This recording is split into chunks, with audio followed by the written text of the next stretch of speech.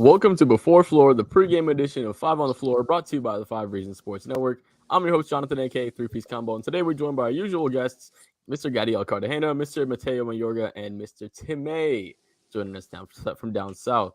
Now, if you guys are on the road, make sure you guys get home safely. It's a lot of Black Friday traveling, so make sure you guys do travel safely. If you guys are at home, make sure you guys like the video. Make sure you guys subscribe as well. If you love Miami Heat sports or just any Miami sports in general, we'll take care of you right here at Five Reasons.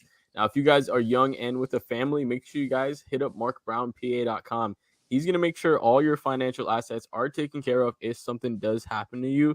He's based out of the North Lauderdale area and services the entire area, so pretty much all of South Florida. Just give him a call, 954-866-8513, or reach out to him at markbrownpa.com. That's MARC brownpa.com. Now, if you want to play fantasy with us and do your best daily fantasy, go to prizepicks.com, use the promo code 5, spell that out, FIVE, and every day we have our Prize Picks rapid fire. We go through the picks, and more times than not, we're hitting at least three out of 4 of them here on the shows. So if you use the flex play and you play 3 out of 4 times, like Gad's looking at right there, you'll see that you'll get your money pretty much most times. So go to prizepicks.com, use the promo code 5. Like I said, we'll double your deposit up to $100. Now, guys, we're playing against the Wizards one more time. Split the first 2 games. Now it's the third game in the series. And before I get into the game as a whole, I want to talk about an individual player who really stood out last game, and that's Kyle Lowry, right? Kyle Lowry came out, gave us the first half of his career in that first half, and then was able to finish strong and getting some finishing buckets as well. Now, Gad, I want to go to you on this one here. Kyle Lowry is now sitting at around 15, 5, and 5, plus a steal throughout the course of this season.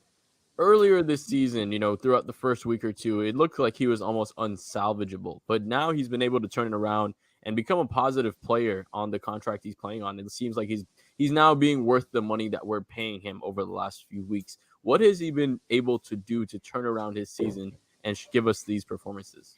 I think one of the things, I think his disposition has changed completely when he steps onto the floor. Earlier in the year, I felt like he really just did not care as much, like it just looked like a lot of the things that he was doing. He wasn't giving 100% in my opinion. And Kyle Lowry, given that he's smaller, he's undersized, not the most athletic guy, doesn't have like the craziest skills, someone like Steph or Dame or Kyrie, right? So he always has been one of those grit and grind type players where he has to get it out the mud and he has to work his ass off. And I didn't think he was doing that earlier on. But since the starters or some of the starters went down, since Jimmy went down and the team looked at Kyle and said, okay, we need you to be our leader, he has been the leader with flying colors. I don't know if that's really translated to the greatest efficiency, but I'm not going to care too much with Kyle Lowry about that. I'm not expecting it anyways, but I just need someone who's going to do the right things, put the people in the right spots, play the game the right way, and just try to lead the team by example. I think he's done that, especially with the effort that he's shown over the last couple games. I think he's leading the NBA in minutes right now, and that's not an easy thing to do given his circumstances. At 36. At 36 years old. Right, and he's doing 5'9". At 300 pounds. Yeah, he's doing it a lot. He's moving that body around pretty well, and he's been able to carry this team on that wide, large back of his. So, Mateo, let's get outside of this, Kyle Lowry slander. He's been doing great. Let's talk about Caleb Martin, because Caleb Martin had probably the best game of his season last time out, and it looks like we're not going to have him tonight, right? So, going into tonight, it looks like no Caleb Martin. He's doubtful. No Jimmy Butler. Obviously, Oladipo's out as well, and Yurtseven. Probably no Orlando Robinson as well. And then Jamal Cain and Max Strus are questionable. So this is just straight up from Brady Hawk, right? So possible roster for tonight is probably going to be Lowry, Hero, Highsmith, Jovic, Bam, and then Gabe Vincent, Dedmon, Haslam off the bench. With those players, Mateo, which one of those guys, outside of obviously the obvious ones, steps up tonight and makes it possible for us to get a win?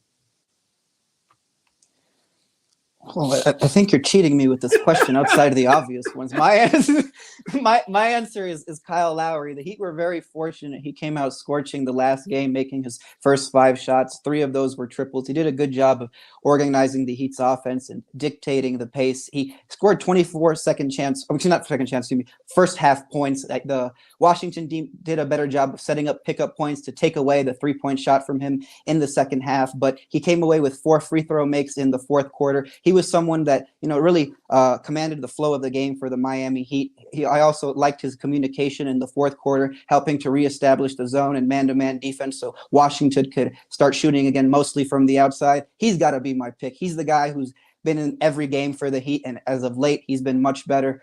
Kyle Lowry's my guy. Yeah, you're absolutely right. I think Kyle Lowry has to be that guy, especially if Bradley Beal I think is questionable tonight, so it's still not sure if he's going to play tonight. But with that being said, with Kyle Lowry and Tyler Hero, we obviously know that they're going to have to win the backcourt battle, right? Because that makes us have the advantage there. Obviously, in the front court, we do have Bam Adebayo, who is the best of the 3 players, but they have 2 out of the 3 because they have Kuzma and Kristaps Porzingis, who have been playing both at a high level, especially against us. Timmy, so let's talk about this team a little bit, right? We're having players coming in and out of the lineups. It's been really hard for this team to get some consistency and get some gel time with an actual group that we're able to, use. I don't think we've seen the closing lineup for this team fully complete just yet. Shoots, we haven't seen the start line since November 1st. Right. So it's been a really long time since this team has been complete. So the question becomes, right? We're hovering a couple games under 500 right now. Does this team have what it takes to string a couple of wins together and get over 500, going into the mid part of the season? It does, but something that worries me, and I guess we will see until later on. And I don't really believe in the conspiracy theories and the whatever beef may be not happening. But it is very interesting that Larry's disposition changed when he stopped playing with other ball dominant players, which is the Hero, the Jimmy, the Bam. So, and we saw it last year with the COVID stretch. I think that's 3 weeks when Larry was playing with, I wouldn't call them shrubs, because if you play in the NBA, you're top 500 player in the world, but basically G League players, two-way players, and Larry. So we know Larry's game. He's a floor setter. He likes to control the game at his pace. He wants to be in complete control. That's where he is at his happiest. And we all saw him play off of Leonard in the finals, so we figured it'd be such a great fit with Jimmy. But now we have been seeing and talking about, we've seen the clash that even at 36, Larry doesn't want to let go the reins because he knows that he still can make the right play. My fear is that we do this run, and we get our call back. And again, Jimmy might need his shots. Hero will need his shots, even though he's a great spot-up player and a great pull-up player. So I'm actually just worried that Larry will lose his rhythm. And it's no fault of his, he is a max player. He was brought here to run this team, but he is not playing with beta guys. He's playing with other alphas. He's playing with guys who need the ball in the hands. This isn't the Warriors. You don't have 3 or 4 players who just can shoot. So I am happy that Larry is earning his pay. I'm 15-5-5. It's nothing to scoff at 36 with the most minutes in the league.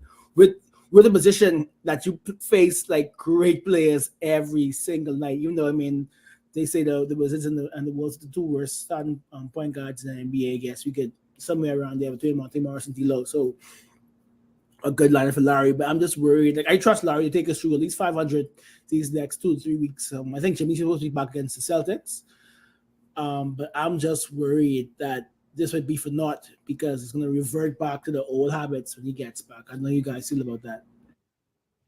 So that's an excellent transition, Timmy, because I actually do want to talk about before we get into the prize picks. Guy, close us out on and actually I'll let Mateo chime in on this as well.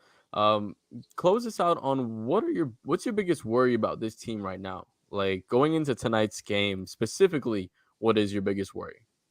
I guess going into tonight's game, if Caleb's going to be out, where is the athleticism? Because Haywood Highsmith, for as much as he knows where to be in the right spots or whatever, the athleticism is it is lacking with him. So I feel like your only plus athlete on basically the entire roster is Bam Adebayo, unless you're putting the super serum in Udonis Haslem's 42-year-old knees, in which case that would change the game a little bit. But one athlete on the floor. It's very one plus NBA athlete. Obviously, all these dudes are very athletic. But one plus NBA athlete on the floor. I think it's very hard to win a basketball game that way unless you are shooting lights out. And I don't know if they have the personnel for that either. Hopefully they do. But that's probably my biggest worry is athleticism. And not that the Wizards are super athletic, but if Beal plays, who do you have that matches up with him? Yeah, it would be really tough to find someone who is, like you said, Gabe would do a great job of being feisty, but he's just not tall enough and not big enough to really guard Bradley Beal effectively. Like you said, having a wing guy like Caleb Martin with the athleticism was so good. I mean, we saw in the fourth quarter when the game was getting close, he was able to have a putback one and then like a tip in at the rim. And then also he had one where Hero missed the shot and he got it up and he just got like the reverse layup. Like that's something that kind of player is able to do. And without that, like you said, we're going to be lacking a little bit tonight. So I'm curious to see where that comes from. Mateo, what else worries you about tonight's game? Well, I just picked him to have a big night, but because I'm expecting him to shoot very well from the outside. But when he doesn't, and it wouldn't just be a problem for tonight. It would be a problem for the season. And what we've seen so far is when Kyle Lowry isn't shooting well from the outside, he virtually becomes a ineffective offensive player because he struggles to get inside the paint with 2 feet. And last game, I know he made 7 out of 12 shots, but only 2 of those makes were inside the arc. He's someone who needs to stretch out the defense by lighting it up from the outside. And if he's not hitting those shots, it really puts the Heat in an unfortunate situation. So that would be my biggest concern. I'm not expecting it tonight, but it's not just usually a concern for tonight. It's something that for going forward as well, Jonathan. And Max Strus has now been officially ruled out. Okay, so he was questionable and now he's out. So now no Duncan Robinson and no Max Strus. The shooting is probably going to have the majority come from Hero and Lowry. Like that's probably and Haywood Highsmith. Haywood Highsmith Highsmith legacy game on the way. Yeah, maybe, right? He had a couple. The thing with him is Nikola Jovic. To come off the thing. Who? He'll have like a couple of good minutes where he'll string some great minutes together. I think it was either the last game or the game before. Like in the fourth quarter, he had like 8 straight points and he was just doing the right thing at the right time. But then you had other times where he's just not doing, he's trying to overhandle the ball. It's interesting to see because obviously Miami is going to need these guys more and more, especially with all the injuries. But it's going to be interesting to see if he actually is able to develop because I think a lot of people have written him off because of, the early not so successful things he's been able to do, but I think there is some good spots he's able to probably grow from. So let's get into our prize. Kane has been upgraded to probable, and Caleb has been upgraded to questionable. Okay, so there we go. So Sounds we have good. Okay. There's hope. We have enough. Can I say something really quick? Yeah, go ahead. Can I say something really quick? With all these guys out, my bold prediction for this game is Bam Adebayo taking 2 3-point shots. Well, that is wildly bold. It's not really that bold. Really? That is ridiculously bold. Is he going to make one? That's even crazier. No. Probably not. Right? So let's get into this, Timmy. Let's get into the prize picks. And Kyle Lowry right now for points, rebounds, and assists is at 27.5. Are you going above that or under that? Like I said, Monte Morris is probably, no offense against him, but he probably is the worst starting point guard in the NBA. Larry's gonna cut them man above.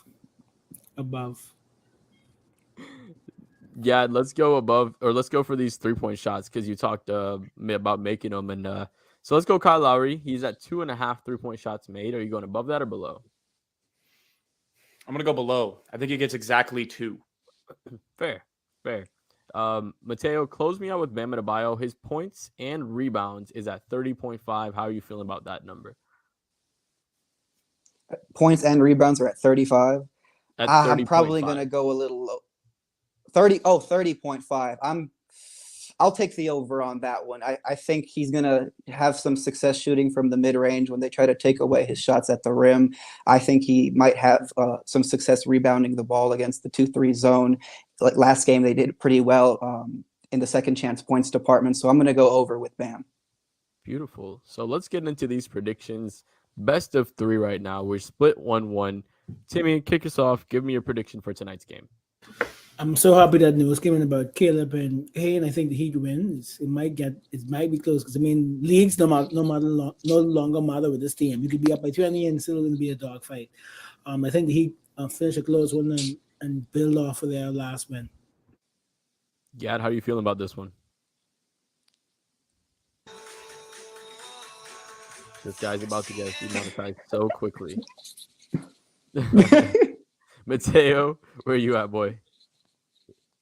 I am calling a Heat win. The Washington team shoots 28% from deep on the road. They only had one quarter effectively shooting the ball last game. It was the third quarter where the Washington team shot 66% from the field and 55% from three-point range. That type of stuff really doesn't happen. Miami adjusted well in the fourth quarter. I think they keep that stuff rolling despite all the guys out. So Heat win.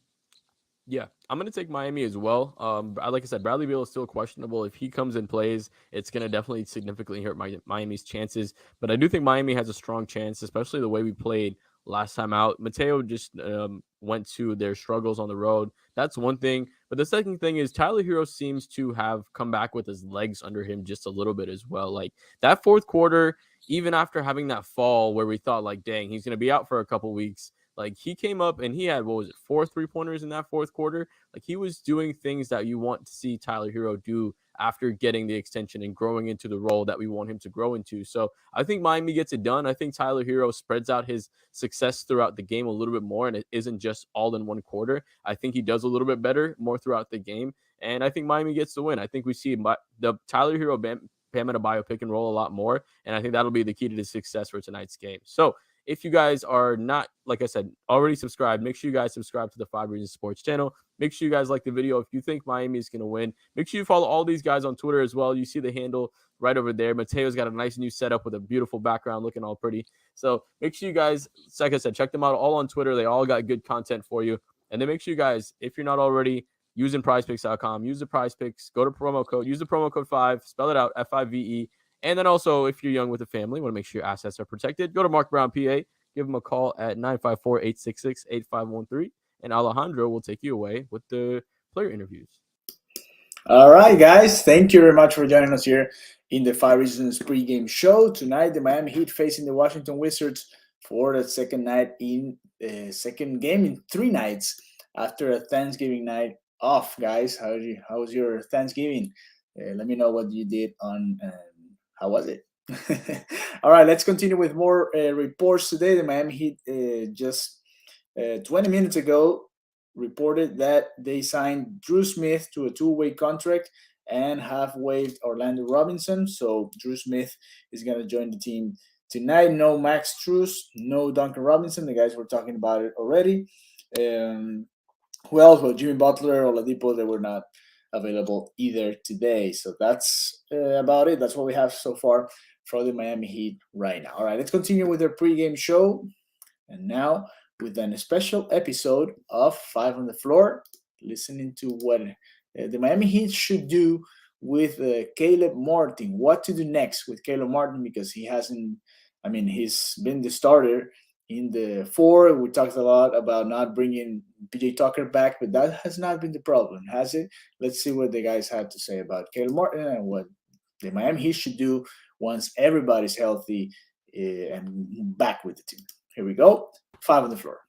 Welcome to the latest episode of 5 on the Floor on the 5 Reasons Sports Network. Thanks for joining us on your favorite podcast app. We're now on Red Circle instead of Podbean, so you can subscribe there, as well as Google Podcasts, Apple Podcasts, and Spotify. Also, the 5 Reasons YouTube channel. Every episode goes up there the next day. You also get our live streams and all our coverage of the other South Florida teams, including the 7-3 Miami Dolphins. Also, check out 5reasonsports.com. Spell that one out for the latest takeaways from Brady Hawk and others.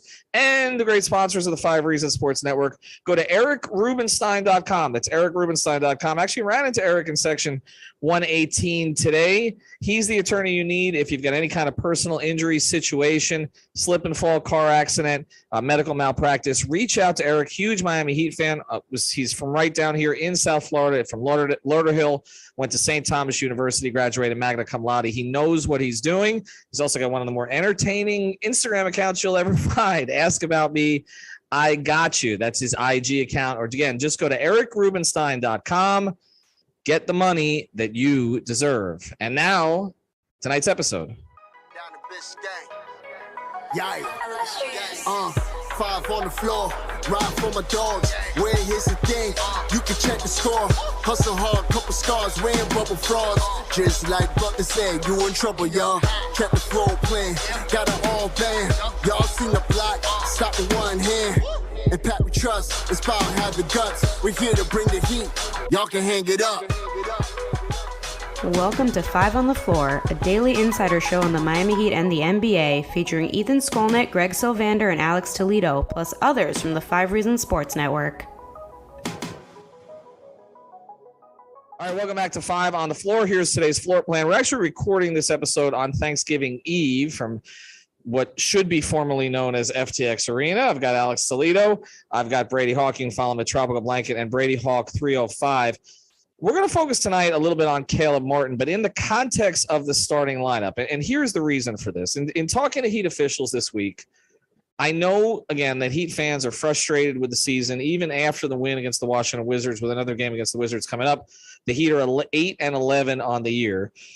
But they are trying to preach patience still. And they're trying to preach patience because the starting lineup that was projected before the season, which was Bam Adebayo, Caleb Martin, Jimmy Butler, Tyler Hero, and Kyle Lowry, has started only 7 games together, played only 88 minutes together, has a positive net rating together, but has not had an opportunity to flesh that out. We've seen guys in and out of the lineup, but now it's getting closer because Tyler Hero is back. Kyle Lowry is playing better, coming off a 28-point performance. Bam Adebayo is healthy again, and you're going to get Jimmy Butler back here at some point, probably over the next couple of games. He's still dealing with some inflammation in the same knee that bothered him in the postseason last year, but it's not something that's going to require surgery or keep him out too much longer. So you are going to have the opportunity, unless someone else gets hurt, to play the projected lineup together and then to potentially have Victor Oladipo coming off the bench here in the next week or so. I'm hearing that he's relatively close. And the one X factor of this whole starting lineup, the one guy that nobody was really comfortable with necessarily, was Caleb Martin, because we hadn't seen it playing the starting power forward position. But Caleb is the guy who's been, in a lot of ways, the most consistent guy. You've known what you were getting, and then this kind of culminated with a 24-point, 9-rebound, 4-assist performance in 40 minutes against the Wizards. He's making his threes. He took 9 3-point attempts. He said that he could have taken more. He made 4 of them. He doesn't seem to be the issue in a potential starting lineup. And yet, Brady, as we've discussed, I still think he may be better off coming off the bench in this Swiss Army knife kind of small forward role where he's still playing heavy minutes, maybe at both forward spots, and also to keep Jimmy Butler's minutes down because that's something they want to do. But he also doesn't deserve to be yanked from the starting lineup. Yeah, for sure. I think there's context here because there's been so much about the power forward position, about what they need at the power forward position or what they lack at the power forward position. Caleb Martin has been very good this year, and I feel like that's got lost in all of this, like the fact of how good he's been within his role, but just also individually. Like the fact tonight was a perfect example because he started the game at the 3, obviously with Nikola Jovic, who didn't get much run. He just played kind of the Myers role of 6 minutes each to kick off each half. But he also played, I mean, you could place these guys because it's positionless, as Spo says all the time, but he played a lineup where it was him, Haywood Highsmith, and Jamal Cain. Whoever you want to call the 4 or the 3 or the 2, like go right ahead. I would probably lean to Caleb being more so the 2 or the 3 in that lineup. And he flourished. I don't think it's a coincidence, the fact that he had 24 and he was hitting his shots from the outside and he's slashing on different possessions. I asked him after the game about specifically the driving part of this because that's kind of what opened up the 3 ball. And something he's talked about many nights, like throughout this entire season, is that teams put their best player on him, not their best defender, not their worst defender, their best overall player, because they believe that they're just going to take possessions off because it's the one guy on the floor that you can kind of just, he's not going to be as mobile. He's not going to be as much of a threat on the ball. I think the last time I talked about it was, I think it was the preseason when they played Zion and Zion was just sitting there the entire time. So he went at him. That's what he did with Porzingis tonight. And he pretty much voiced that tonight, that was kind of his game plan. But that's why I think it's positionally, because as much as we talk about him being needing to be a 3, but it's also helps when there's a 4 like Porzingis guarding him. So there's different advantages to everything. But I think in the context of everything, to push all the conversations for a second aside about power forwards and positions, Caleb Martin has been very good this year. And if it is off the bench and he's put back in that role, I think he'll probably really flourish because he'll be a little bit more free. Because right now, like tonight, he looked like he was playing freely. And that's pretty much what the bench unit did last year, playing next to Tyler, which I don't think we talk about enough, the fact that he has a lot of experience with Tyler, like playing in this starting lineup. Like that's what he did all year last year off the bench. So it's something interesting to monitor, but I think it's definitely clear that he's a wing and he should probably be playing wing in best case scenario. One of the frustrations that the Heat front office has had with the dialogue about the team this year and the idea that they didn't do anything this offseason is that they had to re-sign Caleb Martin without having his bird rights. And that wasn't necessarily the easiest thing. Not that Caleb had a ton of suitors coming off a two-way contract, but there was interest in him around the league. And Alex, they have him signed now to, in my view, a favorable contract. Like this is, I think, a contract that's going to age well. We talk about their contracts that have not aged well. The Duncan Robinson contract has not aged well. The Kyle Lowry contract, even with 28 points in this last game, does not appear that it's going to age well. We don't know if the Jimmy Butler contract is going to age well when that escalates. The Bam Adebayo contract, I believe, will age well, but there's a segment of Heat fans that already believe that wasn't the right contract. And the Tyler Hero contract, there are Heat fans who believe that will not age well. There's really no issue with the Caleb Martin contract. To me, it's just, again, it maybe not be position or where he plays, but I guess to me, it's where can he best preserve Jimmy? That's where I'm coming down to on this, because they have to keep Jimmy's minutes down. It is a goal of the organization, and especially now with Jimmy dealing with a knee injury. It's funny you bring up minutes because I was just looking up Caleb's minutes compared to last season, and he's playing 8.5 more so far this season, right? And obviously some of that is, this past stretch where guys have been out, and so he's had to step up. But we know that he's already been kind of in that role. Before this stretch started, he is their main power forward right now. And look, it's not even to fault him because I do completely agree with you guys. I think he's better utilized as kind of a jack of all trades wing off of the bench. His minutes could still be somewhat similar, even if you add another 4 to, hypothetically start over him. I think you could still get him around 25, 28 minutes a game, the way that Spo trusts him, because he doesn't always have to play the 4. He could play the 3. And I know he said tonight that to you, Ethan, that it doesn't make that much of a difference for him as far as what he has to do on the floor when he's playing the 3 versus the 4. What the difference is, though, is that there isn't so much pressure on him to rebound and to do as much as he has to do on defense. Like if you just got an extra guy out there with some size, like I think it'll just take some pressure off of Caleb and it'll let him go be the guy he's supposed to be. Just be an active defender, get on the boards and be a nice jack of all trades wing. But credit to him, despite the amount of minutes that he's playing and how much more they've had to rely on him, like he's been really effective. The starting lineup in those 88 minutes you brought up, they have a 3.23 net rating. I will say with Max, instead of Tyler in 73 minutes, it's a 32 net rating.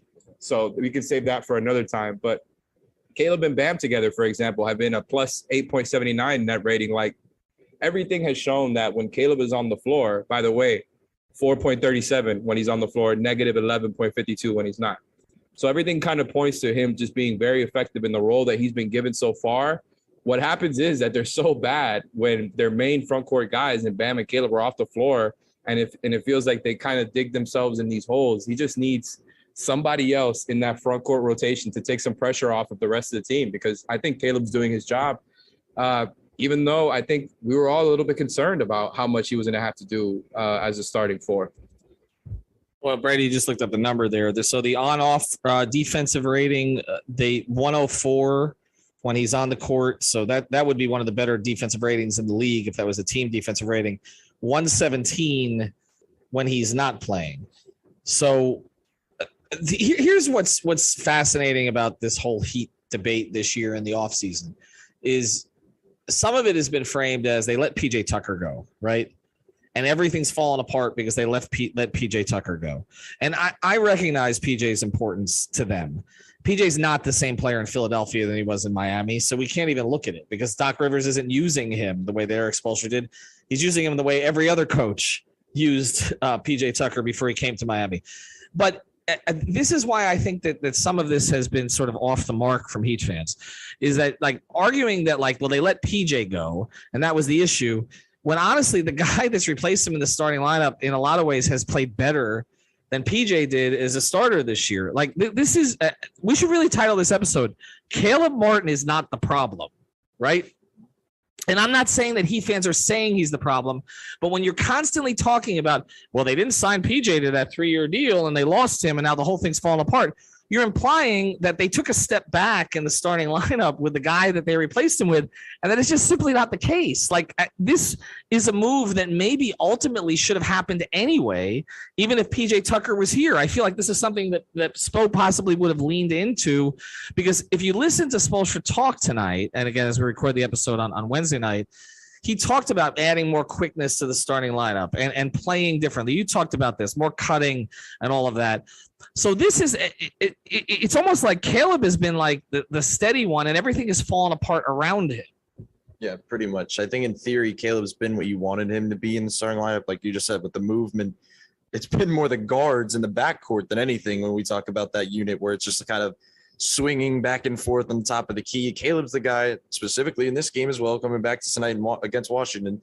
That's providing the pressure on and off the ball with the movement. That's the difference with PJ, and that's why we were kind of speculating they'd lean offense. I think when you compare it to schematically with PJ, what are the major differences? Because there's so much advantages to Caleb as an offensive player and the things he can do. But I think the major difference, and Alex should probably get his opinion on this, but acreage is one of the bigger things because he just doesn't have that specific element. That there's a reason they have to go to so much zone and so many and more drop and more of these things because they can't do what they do with PJ. They cannot consistently switch Caleb Martin onto every 5 like they did with PJ. That was one of his biggest strengths, that he was not going to be taken advantage of on the block. Caleb, they don't really trust him in that manner as much. They'd rather him just guard every team's point guard and just absolutely just wreak havoc in that way. So that's the major difference here. And it's kind of changed things. I think that we watch them approach the defensive side of the ball. But like I keep coming back to it, the whole goal here was to lean offense and go in this direction that you'll take that trade-off. So that trade-off has been there for Caleb Martin. It's like you just said, it's everybody else around him because he's been that great.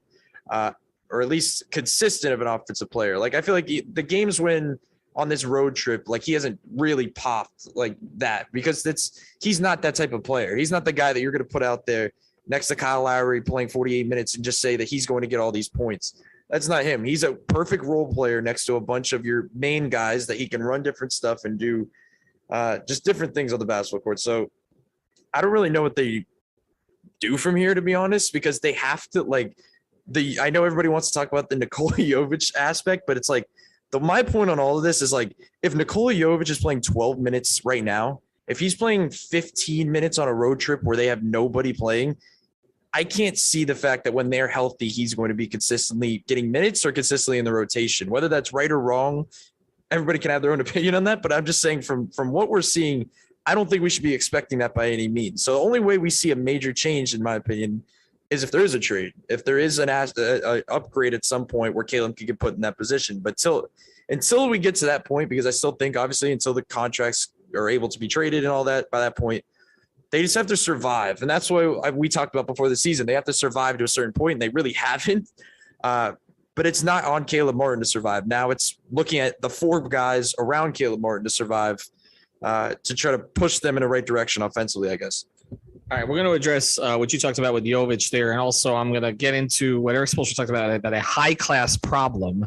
We'll do that after the break. Before we do, though, as we're entering, obviously the Thanksgiving games probably they're happening today if you're listening to this podcast, but also obviously a big NFL weekend. Make sure you're betting it over at BetterEdge. Go to betteredge.com. That's with an O, betteredge.com. And you use the code 5RSN. That's the number 5RSN. You get $20 to play. This is peer-to-peer betting. So this is not one of those like things where you're getting money orders from Costa Rica or something like this. This is based in Minneapolis. right here in the United States. Again, it's peer-to-peer. It is legal. And you can find the lines that you want because you are betting against other people. You're not betting against an app or a bookie or anything like that. So go to betteredge.com, use the code 5RSN, use that same code for two of our products that we pair up with. One of them is Therapist Preferred for your premium CBD. Use the code 5RSN for 25% off the tincture, the sports cream, the gummies, 20% off at manscaped.com for all of your grooming products, whether it's the razors, the cologne, the deodorant, and much more. So manscaped.com, betteredge.com, and also therapistpreferred.com. Use the product code 5RSN. This podcast is brought to you by Udemy, a leading destination for learning and teaching online. Need to learn professional skills for your career? Join millions of people learning the latest skills in business and tech on Udemy. With our Black Friday and Cyber Monday sales, now's the smartest time to shop with courses as low as $9.90. Whether you're an international team treatment center.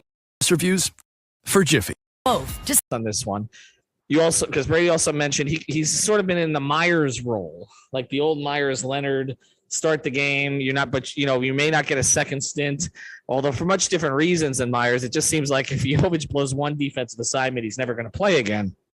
And we saw that to the point that Haywood Highsmith played 38 minutes in this last game against Washington, and Jovic played 12, which is infuriating a lot of Heat fans.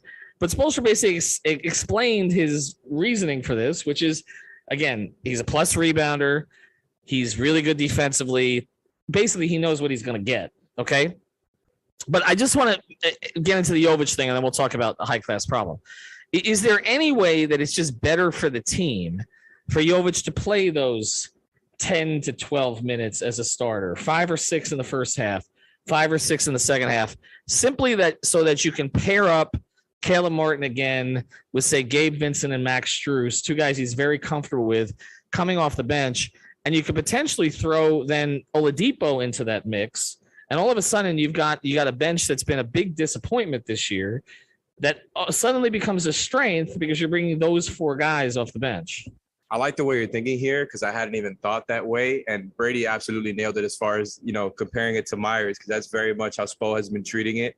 And yeah, it doesn't seem like we're headed towards a place where Jovic is going to get, continue to get playing time once everybody's back. But I do like the way you're thinking because it just is a creative solution towards some of these kind of rotation and bench issues where, and, like you said, Spo has done this before and has been very comfortable with it before. He just seemed like, if you are going to play him, now that I'm thinking about this, it kind of makes sense. If you are going to play him with the best players. Just see what you got there. You throw him in there for a short spurt, and it kind of, mitigates some of the flaws that he might have out there. If you're just throwing him on the floor with, defensive superstars, Jimmy and Bam, with Kyle making things easier offensively. Like I think honestly, it could be a good solution. I hadn't even thought about it, and I think it's a really good idea by you. I'm kind of into it. It throws, like you said, Caleb back, into that jack of all trades, energy bench wing that we're talking about here. And even though he's been so good with the starters, that's kind of maybe the one thing to go against this idea is Caleb has been so good as a starter, like I was talking about before, that maybe Spo just doesn't go away from it. But I do like the way you're thinking. I just think Jovic has probably got to play a little bit more. I don't know that Highsmith is worth 26 more minutes than Jovic tonight. I do understand that he's more solid and it's better to kind of run his zone the whole game. You probably rely on Highsmith more there just for his lateral defensive agility. But Jovic getting 12, 15 spot minutes with starters is kind of an interesting solution. Shout out the sponsor. Our sponsor, yeah, exactly. ODM Performance Solutions sponsors the postgame show. The one other reason I bring that up is because when I asked Spoelstra tonight, again, as we're speaking here Wednesday night from the arena, and I asked him about, how much thought he'd given to what the starting lineup was going to look like once it finally got put back together, he basically said, he called it a high-class problem, where he said that, they had been putting in 3 months of work on that. So there's a couple ways to look at that. Okay. One way is that Eric Spoelstra is just being straight there and essentially saying, we looked at this for 3 months. We kind of know what it's going to look like.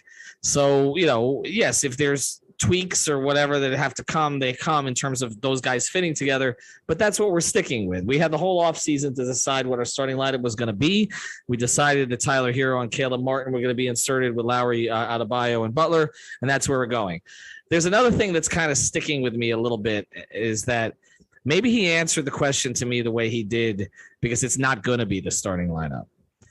Just having covered Eric now since he's been the head coach of 2008, he has a certain way of answering questions when he's actually thinking something else, but he doesn't want to tell you right there. I had that thought a little bit when he said that today because typically he gives me a little bit more of a direct answer than he did tonight on that. Also, I had a third interpretation of it. Like my interpretation of it was like, we heard the comments to him the other night where he was just like basically begging guys to come back because of how injury driven they are. My take on it was just that it is a high class problem because if they can deal with it, once they get all their guys back, they'll deal with it. The fact that he's plugging in Orlando Robinson and Haywood Highsmith and Jamal Cain, like I think my take on it was like, just please get me Jimmy Butler, Tyler Hero, Kyle Lowry, Bam Adebayo on the floor, and I'll figure that out. Like if I am sitting here working with these guys, I can figure that. So that was kind of my third interpretation, which would make sense to be honest. Yeah, it could be that. It could be that. In conversations, like I said, with others, not to disparage any of the guys who have been playing, but there are guys playing completely out of their roles right now. Do want to give credit to some of them in the Washington game. Again, Highsmith, he made some plays. He had 8 rebounds. He was a plus 16 in the game, which was the second best of all players. And Jamal Cain had 4 offensive rebounds in his minutes and seemed to play within himself and gave them some athleticism. So there have been opportunities for these guys, but obviously I think we recognize if this team is going anywhere, it's going to be because of their core. And again, their core 4 playing together. But Caleb Martin has, and that's why we wanted to address him tonight. He's acquitted himself well. And so this whole thing about the PJ Tucker, Caleb Martin thing, let's just stop that. There are a lot of issues with this team this year, things that have not worked out the way they should, disconnection, injuries, a little bit of entitlement, and other things that have happened. I don't think the issue is that PJ Tucker went to Philadelphia. I don't see it that way. As much as I was a PJ guy and wanted the Heat to acquire him before they did, I don't see it that way at all. All right, for Brady, for Alex, for our sponsors, Better Edge, also mention Prize Picks. Use the code 5FIVE. Get your Dolphins props in for the weekend. Play Hill and Waddle. I tell you that every single week. Therapist Preferred, Manscaped. Use the code 5RSN. And our friend Eric Rubenstein. Go to ericrubenstein.com. Have a good day. Thank you for listening to the 5 on the Floor on the 5 Regional Sports Network. All right, guys. Thank you for staying here with us in the pregame show. Remember, the Miami Heat facing the Washington Wizards here in about 15 minutes. That game should be starting. We still don't have a starting lineup for the Miami Heat. Let me refresh one more time. That's weird. We don't have it yet, but so we're going to have to wait. Remember, guys, as soon as the game is over, come back here to the 5 Reasons YouTube channel. We're going to have the post-game show going on here. And also, if you want more of our coverage during the game, you have 2 options. Here on the YouTube channel, we're going to have the live score for this game. Just hang out and talk to your friends here about what's going on during the game. And also at halftime, we're going to have Pace and Spaces going on live on Twitter. In case you want to join us, join Tony, Sean, and Marco, who are hosting the Pace and Spaces halftime show on the 5 Reasons account. So have a good night, enjoy the game, and we'll see you later tonight or later this week here on the 5 Reasons YouTube channel. Remember, give it a like. Those thumbs up help us to keep growing and to keep building this community out. Help us out, and we'll keep bringing you more and more content of your favorite Miami teams here in South Florida. Have a good night and enjoy the game. Bye-bye.